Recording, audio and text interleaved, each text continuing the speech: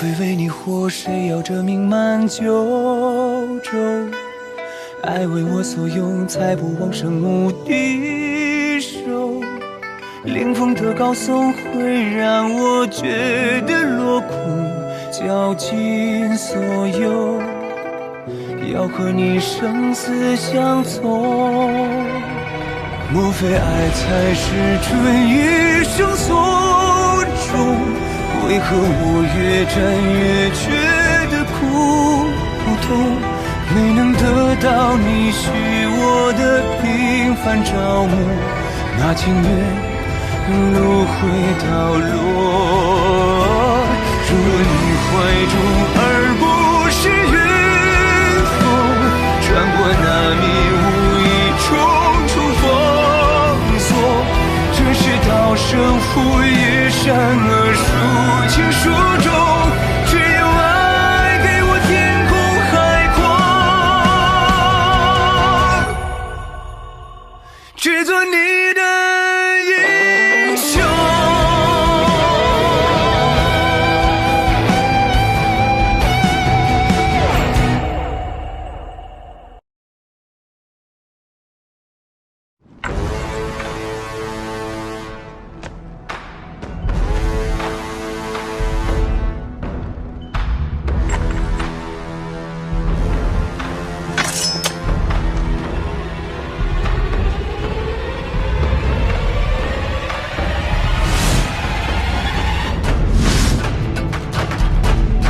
可以啊。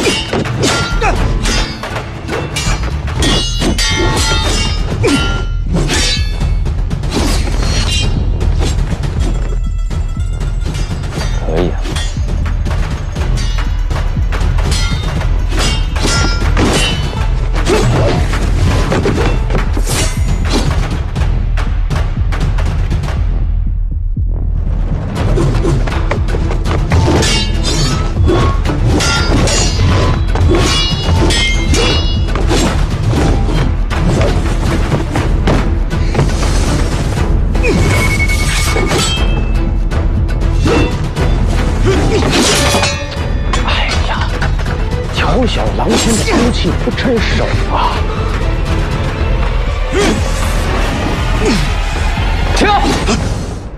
若不是这枪头折了，那苏子信未必能接身。比武而已，苏子信出招狠辣，不讲武德，胜败就在一瞬。这苏子信还真是有魄力。擂台比武，讲究的就是公平公正。既然我们准备的武器不好，那就换把趁手的武器，再战。吕兄，在，帮我那把珍藏的枪取过来。是。最近战报，那燕州乔子枪头被打掉了，还受了伤。受伤了？公子好过呀！怎么这小郎君最擅长使枪的，怎么还受伤了呢？怎么办呀？别着急呀，这不还没比完呢吗？再看看，再看看。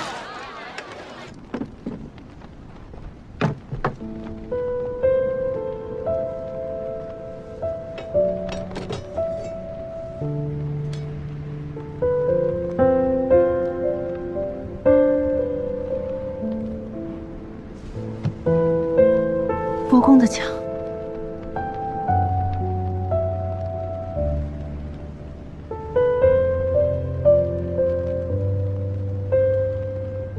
是魏家的希望。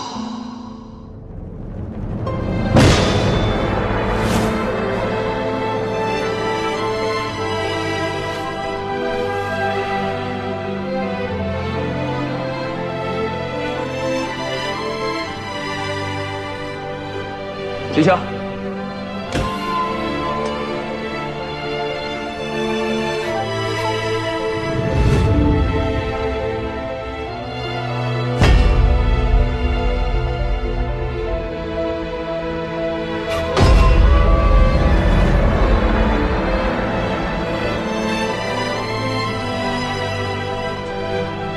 阿西，你要多加小心。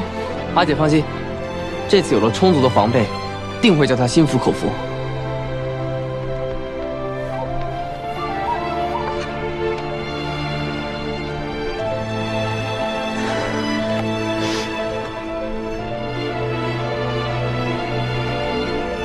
心吗？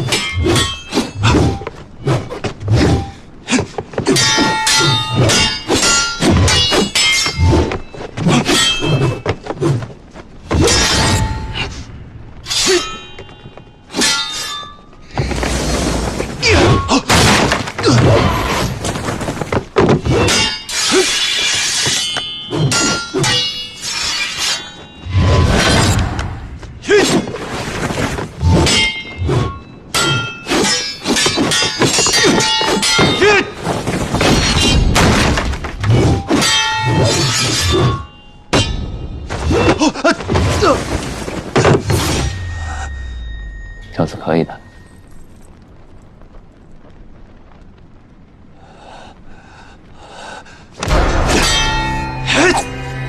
小心！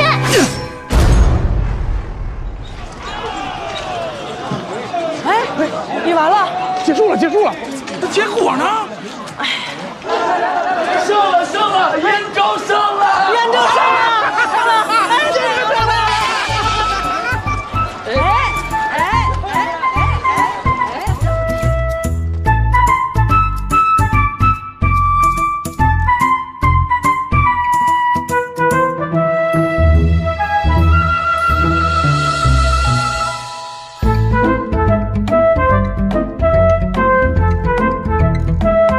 刚才是谁说的？赢不了，把钱拿来。输了吧，让你们看不起我们小狼。都是你。哎呦，怎么赢了这么多呀？你们也不行啊！俊哥，你眼光真好，投我们小郎君。哎呀，不是我眼光好，是主公早就看好小郎君了，是他呀。怪不得，南军眼光也不错。走走，哎，下次再压。燕州有事胜。好功夫！好！小郎君厉害！小郎君厉害！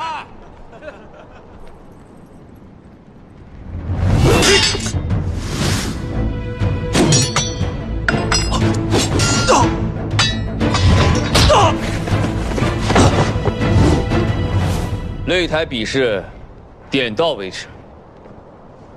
苏子燮，你暗藏凶器，暗中伤人，这就是你们武山国该有的教养吗？苏子燮，心术不正，取消接下来的比赛资格。魏侯明察，刀剑无眼，擂台上自然要全力相搏。只是我没料到规则不允许使用暗器，我自当无妨，没成想，竟害了小郎君。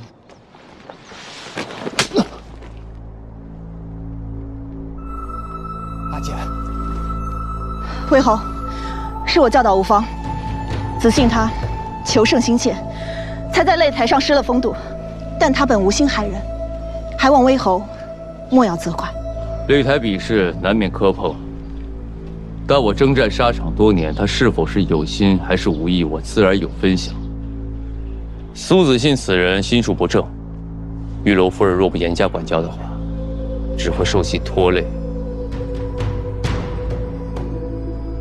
武山国已多年没有参加陆离大会，就算此次无功而返，相信家人也不会怪罪你们。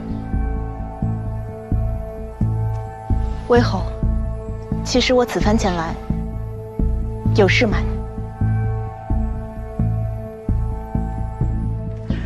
家弟无状，让各位见笑了。但我姐弟此番前来奔赴盛会，并非为武山国争名。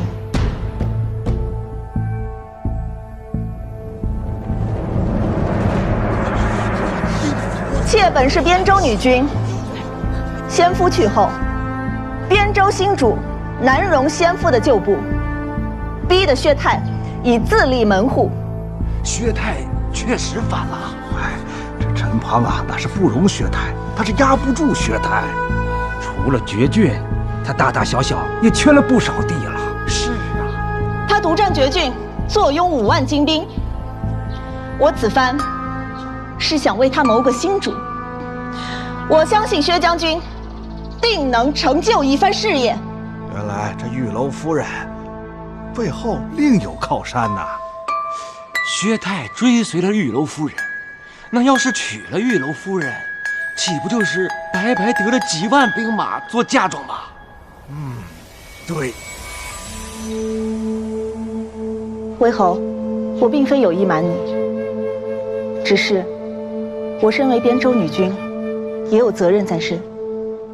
薛将军他忠心耿耿，我不能弃之不顾。是，今日之事全是子信一人的错处，还望魏侯切莫怪罪阿姐。与谁交好，全凭玉楼夫人自己做主，我并不在意。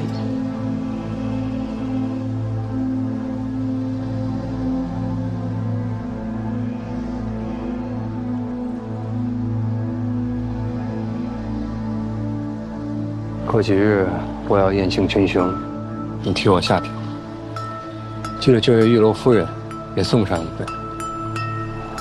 奴明白。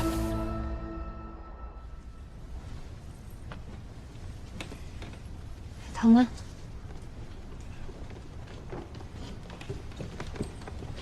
姐夫，表兄，南君和表兄怎么来了？不是还要准备过几天的享会吗？啊，是这样的，表兄呢特别担心乔慈，所以我带他过来看看。哦，对，的确是我关心阿慈，而且只是我一个人关心。就是被刀划了一下，不严重。流了那么多血，还说不严重？今日打得过瘾极了，那枪很趁手，再来几个回合我也撑得住。稳重些。不过乔斯的武功真的不错，整个魏国也没几个像他使枪使得这么好的。哎，钟离啊，你说我是不是应该向阿慈请教请教啊？我觉得有这个必要。啊，真的？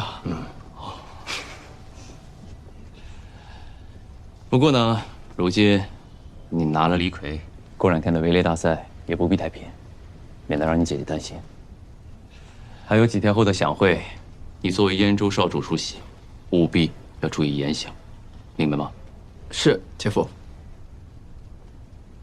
南君，表兄，这有我呢，你们放心吧。好，好好休息。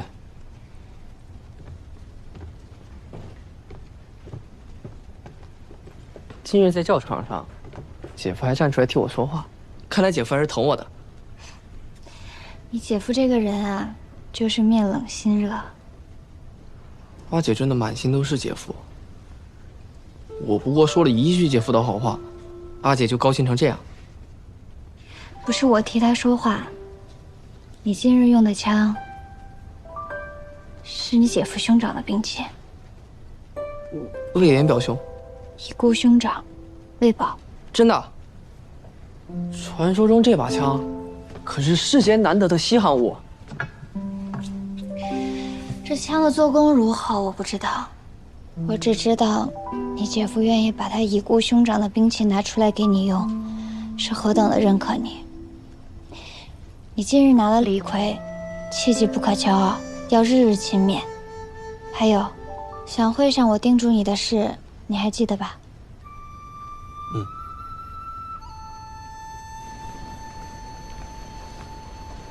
看来此次陆逵是毫无悬念了。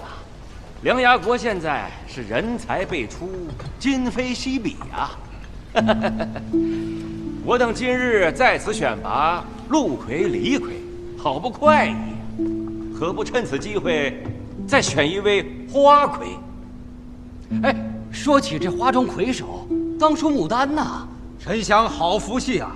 不怪他兴建玉楼，能得佳人相伴，夜夜笙歌，是何等幸事啊！啊，幸事！玉楼夫人貌美，魏侯夫人娇艳，诸位若有心选美，不可偏颇。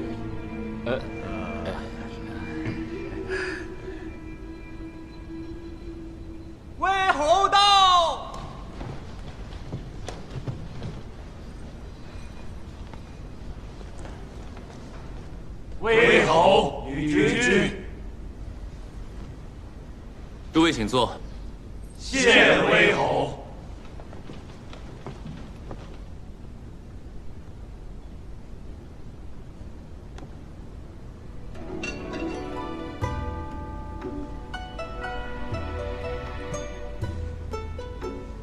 来。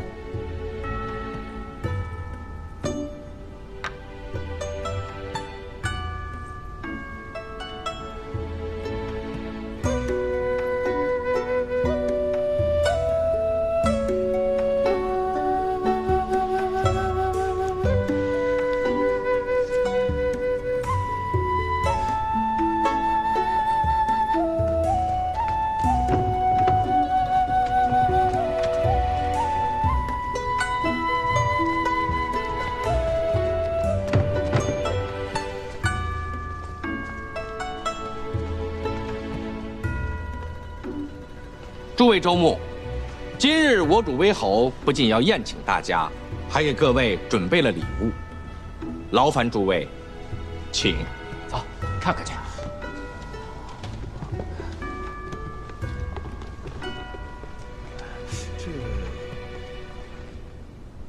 这是各州舆图。哎呀，诸位请看，这是魏国新修的水渠，从盘邑通往荣郡。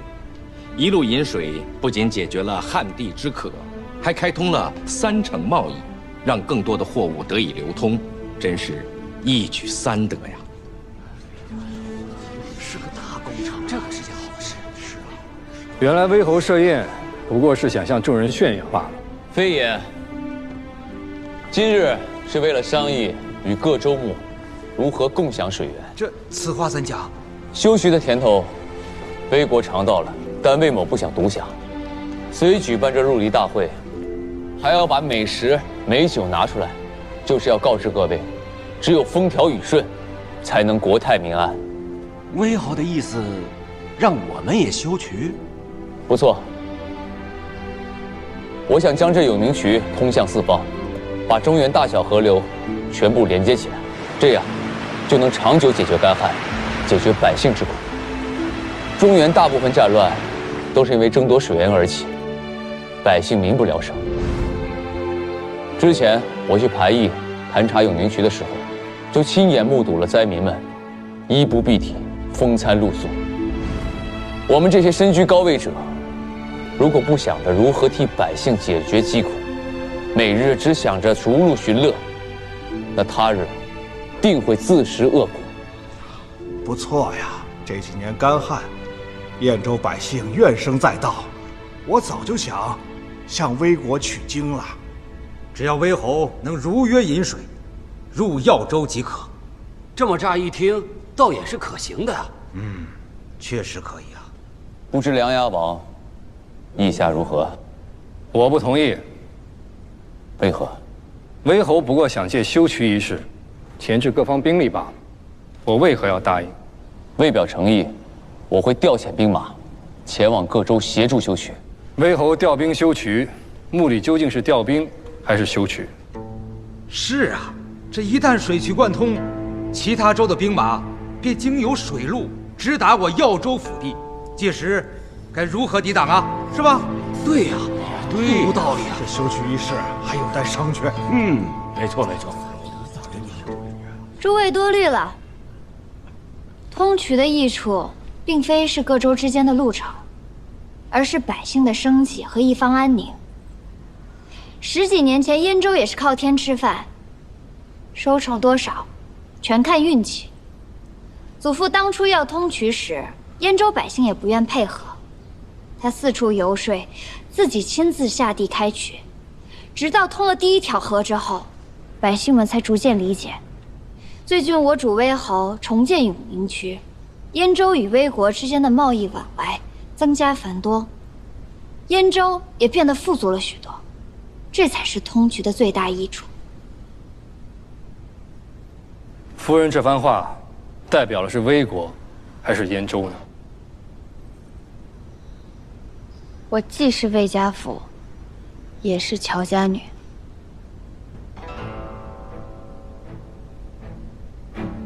女君既是魏家妇，当然是为夫家说话了。你们说是不是？对。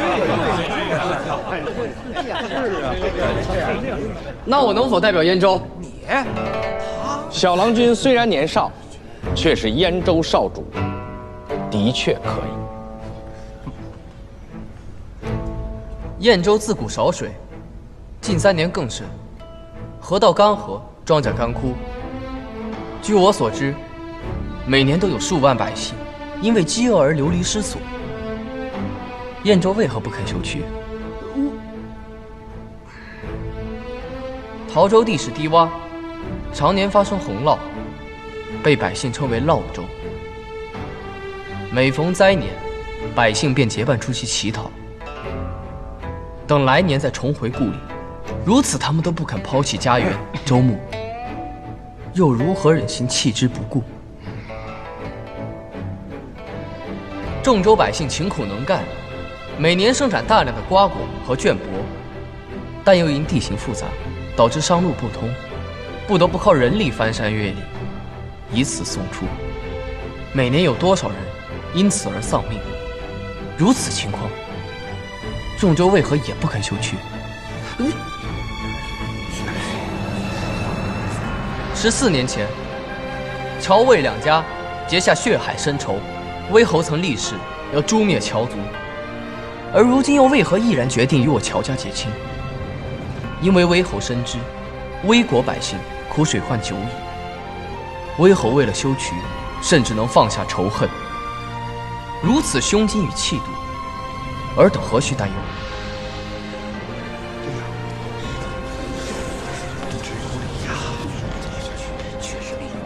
少主所言极是，我燕州同意修渠。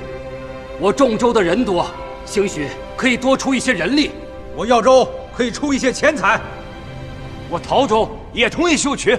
魏国煞费苦心举办陆离大会，又不惜搬出小舅子来游说，不过是想借此机会将各州收编麾下罢了。诸位愿受魏国钳制，而我却不能。刘某今日便立下誓言，只要我在位1日，便绝不可能听旁人号令。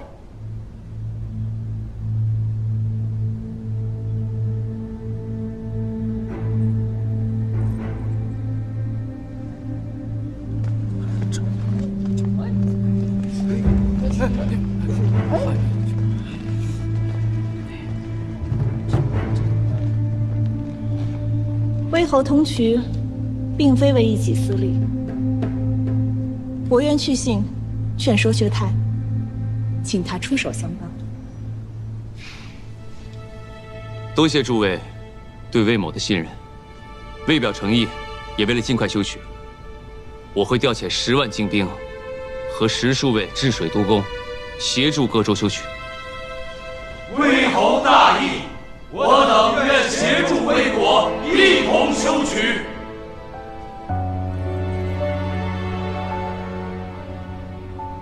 多谢诸位。客气。告辞。阿慈，姐夫，今日多谢你，啊。不过之前姐夫对你太过苛刻了，别太在意。姐夫对阿姐好便行了。我之前也对姐夫有些偏见，后来才知道是误会。姐夫在荣郡，为了救阿姐险些坠崖，对你阿姐好是应该的。姐夫还曾孤身一人从数百号流民手中抢回阿姐，没那么夸张。姐夫为了阿姐拒绝纳妾，甚至不惜和宗亲翻脸，又为了哄阿姐开心，遣散了府上所有的姬妾。这些都是你阿姐跟你说的？这世上，除了我与父亲，恐怕无人能做到这般。这也难为你阿姐了，把我都夸出花来了。不过呢，今日看到你能够独当一面，相信你阿姐也十分欣慰。其实，我刚才也怕被阿姐骂。为了今日这番话，阿姐昨日特意拉着我说了半天各州的情况。我今日还怕认错人闹出笑话，索性唬住他们了。啊？你阿姐让你讲的？嗯。我早该想到是她的。不过你也很棒，啊！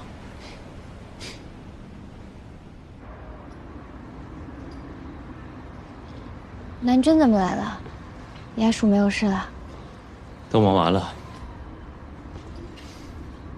阿慈都跟我说了，我就想问你是如何想到那些有的没的来夸我？阿慈她就是小孩子脾气，先前对南君有些误会，哄一哄就好了。倒是南君，不要怪我胡编乱造。怎么会呢？是难为你了。答应过要帮南君修曲，理应做到这些。那，你做这些，只是因为答应了我，没有别的。那答应南君的事，总要做到的呀。之前你跟我说过，你说乔家人不是每个人都工于心计、精于算计。以前我不信，但今日我信了。之前是我狭隘了，你莫怪我。因为我刚成亲时，心里都藏着心计，但不知何时开始，我不愿对你有所隐瞒、敷衍，唯愿以诚相待。你跟我因为一纸婚书，从陌生人变成亲近之人。如今我想问你，你愿意和我成为真正的夫妻吗？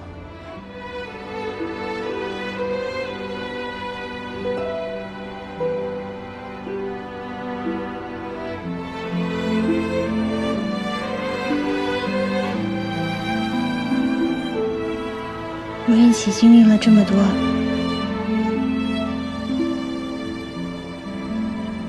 还不算是真正的夫妻吗？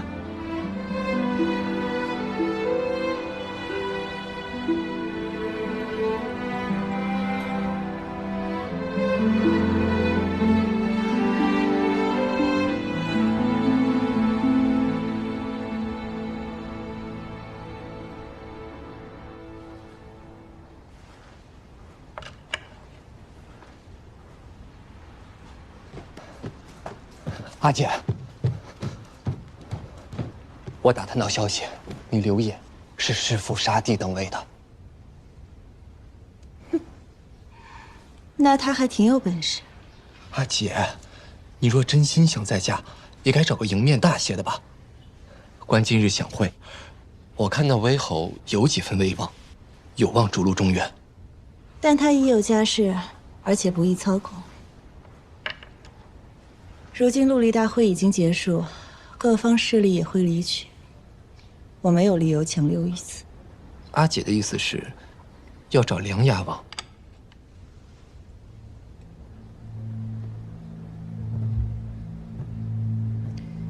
刘远的底细，你散出去。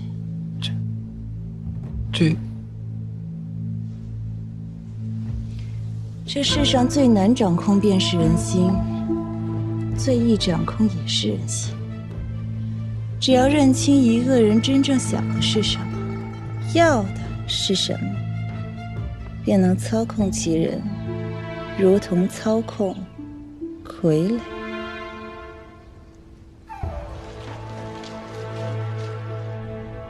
请帖可都送到了，怎么还不见人来？本来吧还好好的，谁知道一夜之间，殿下在梁衙的所为走漏了风声。都说了，殿下是正统，借口罢了。他们不来赴我的约，是因为我与魏少撕破了脸，一个个都不敢站队罢了。殿下，燕州派人来说周牧吃醉了，无法赴宴。下去吧。是。殿下，耀州牧突发疾病，众州牧与女见起了争执，都无法前来赴宴了。玉楼夫人也不来了吗？殿下不要误解阿姐，阿姐不忍殿下独酌，前来赴宴。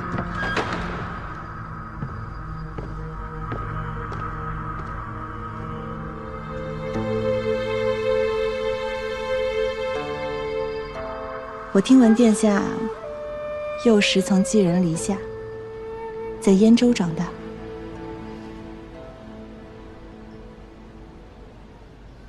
是又如何？我与殿下相仿，我幼时是在余郡长大的。像我们这样的人，不被家人宠爱，自小便做棋子赠与他人，从不受命运的眷顾。我此番前来，是想劝慰殿下，你弑父杀弟，并无过错。你被他们利用，失去价值又遭背弃，百般讨好不得所愿，终日惶惶，怕被取代。此间的心痛，非常人所能体会。玉楼夫人就能体会？我生于武山国没落的苏氏之家，幼时他们便说，我额间的胎记像是一朵牡丹花，是百年不遇的命格。这些年，我也一直以帮扶振兴苏家为己任，小心经营着自己的姻缘。可直到有一年，我突然发现，他们还养着一个手心有7颗痣的女童。他们说那是千年不遇。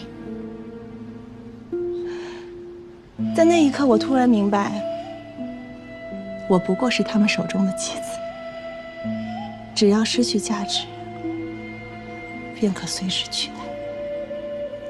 那女童是何下场？容貌尽毁。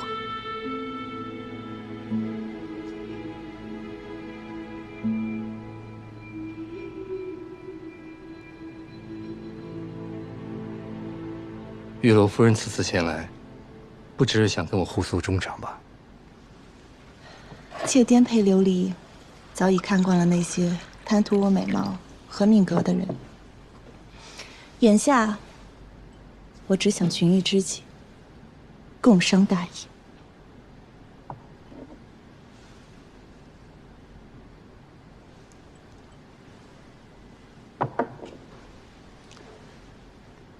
玉楼夫人可曾去过梁衙？未曾到访。梁衙风光正好。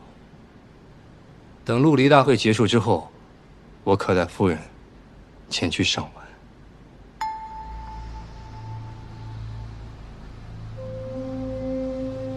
多谢殿下。天下美景，也不止梁衙一处。今日不早，妾就先退下了。我无意投靠梁衙，只愿与殿下结个甚缘，日后若有事相求，还望殿下相帮。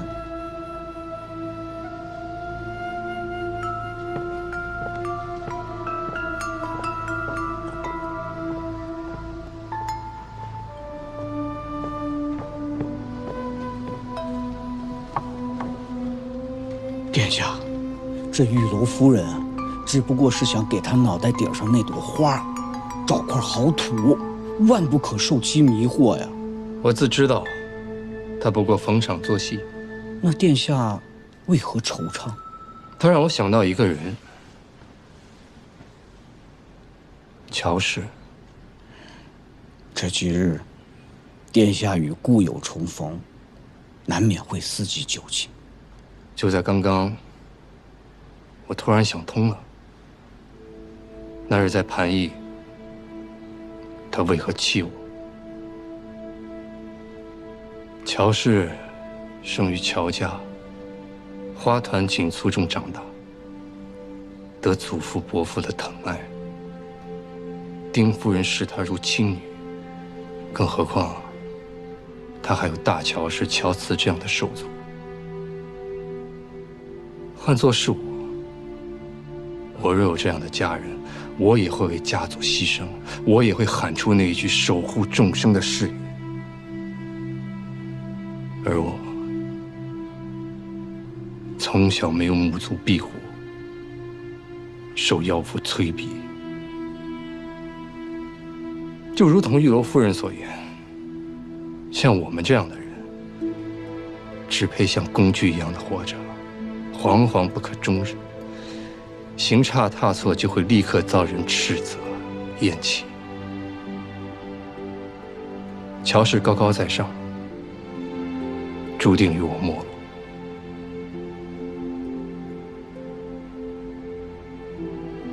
并非我视众生如蝼蚁，而是我生来就如同蝼蚁。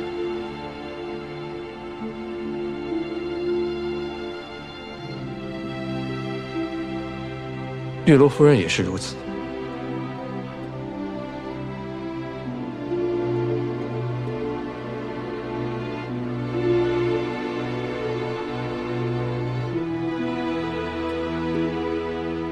梁牙王派属下送来此物。可还说了什么？殿下说，他明日启程离开于郡，以明珠为信，央您日后前往梁牙。多谢梁牙王，属下告退。收起来吧。是。你一路上一定要小心。早知道就不让玉露先回康郡了，还能有个人照顾你。我来时一人来，走时自然也能一人走。行了，我不在你身边，你要日日勤勉，跟父亲说我一切都好，不用担心。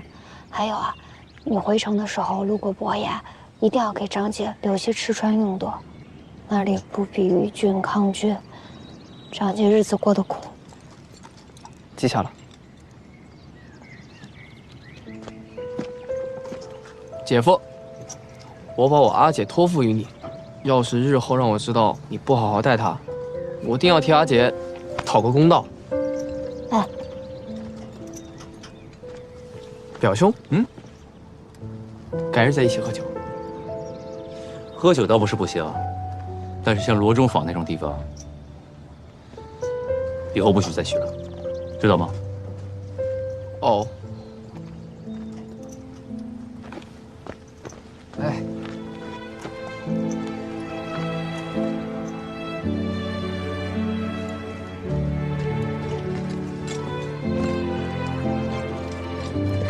这。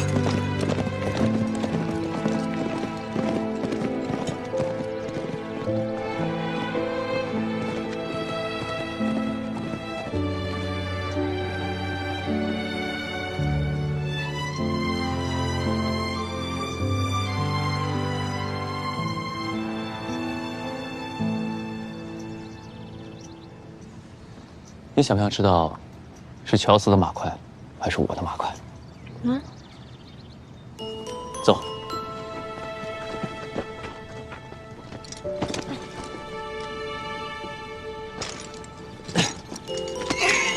下。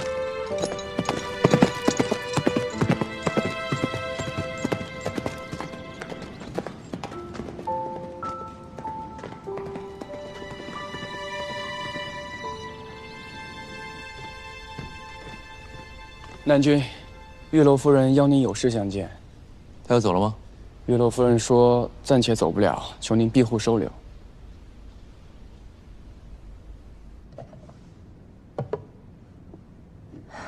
此事怪我，竟忘了怀璧其罪的道理。在陆离大会上，我漏了底牌。如今梁牙王还有陶州牧都有要强娶我的意思，一时之间，我也不敢回娘家。我那不争气的娘家定会将我推出去。当年，我被迫嫁给陈翔，便是和如今一样的光景。只是那时我还年幼，不能自主。而如今，我不想再做任人谋利的傀儡，就当是看在伯公的面子上。钟离，能否让我在于郡暂且避一避？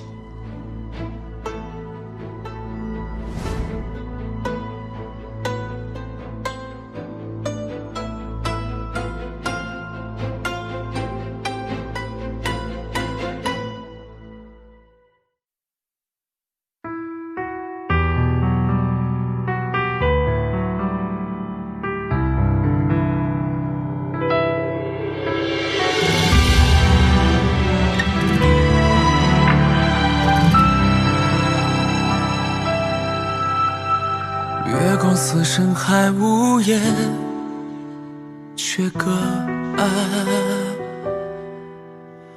曾和西厢梦点燃，又怅然，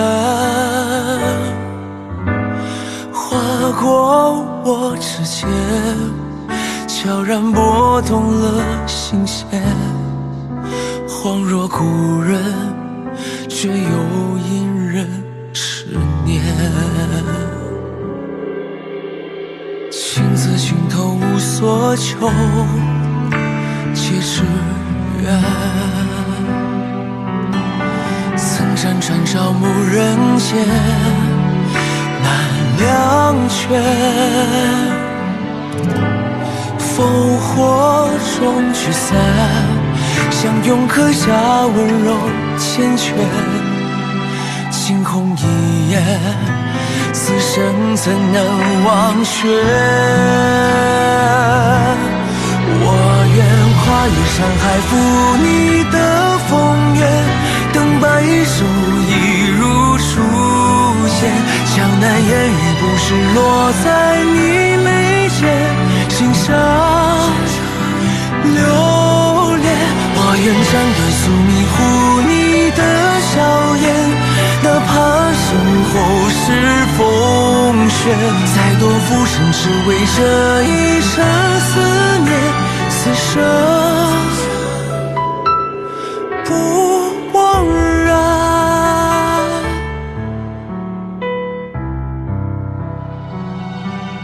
我愿跨越山海，赴你的风月，等白首一如初见。江南烟雨不是落在你眉间，心上留